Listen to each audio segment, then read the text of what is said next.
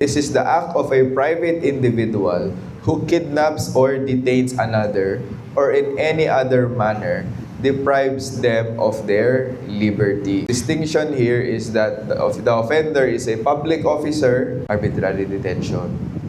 Pero kapag private individual, kidnapping. So sa kidnapping, the offender must be a private individual, kidnaps or detains another or deprives them of liberty. The detention is illegal, walang lawful cause. At least one aggravating circumstance is present. It's not necessary that the victim be placed in an enclosure. The essence is the actual deprivation of the liberty coupled with intent.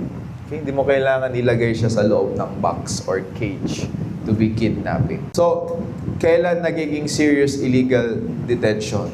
Kapag more than 3 days, offender simulates public authority, nagpanggap silang pulis, mayroong serious physical injuries inflicted or threats to kill, or the victim is a minor, a female, or public officer. Kapag kidnapping for ransom to extort money, if the purpose is ransom, di mo na kailangan ng 3 days.